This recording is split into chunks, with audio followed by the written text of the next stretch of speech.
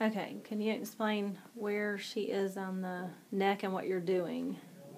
Right now we're in the suboccipital space. It's basically right underneath the lower end of the occiput, meaning we're on the first two vertebrae, and there's the suboccipital muscles that come up from those vertebrae to the base of the skull.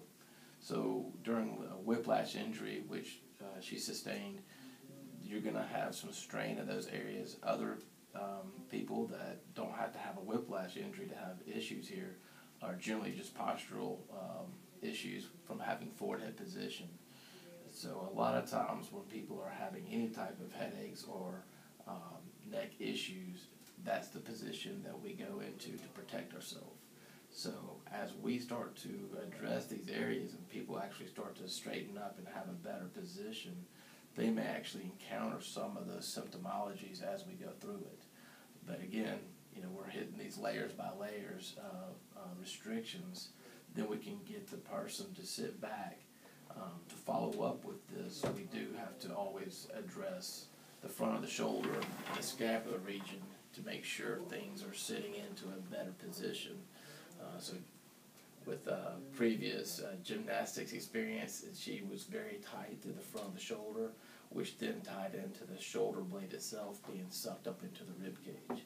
Wow. So it's the combination of things, of layer by layer, of getting things back to, again, match a neutral foundation.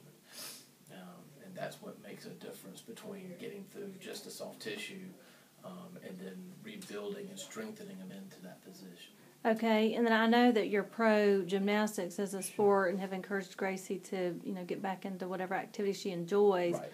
What then, and I heard you mention that the gymnasts that you see all have this shoulder forward, tight chest position. Basically, yes. So what should they do on a daily basis add to that 4-hour regimen they already have? Right, it's going to be actually the prolonged stretching home program. Okay. As well as doing some specific strengthening things, to pull the shoulders back and really promote. I generally tell people, if they do any type of strengthening activity to the front of the chest, they want to do twice as much to the upper back. And that way you get some kind of a ratio or general idea of, it doesn't have to be, you have to do butterflies or you have to do bench press or you have to do this other exercise.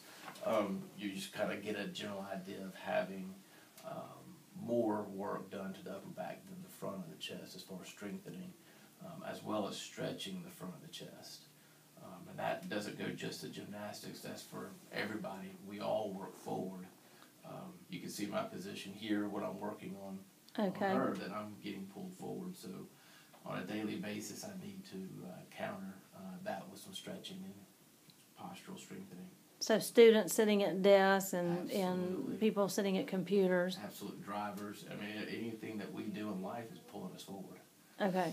So we're all encouraged, exhorted to work on upper back strength and chest area and shoulder flexibility. Absolutely. Okay. Thank you. Absolutely.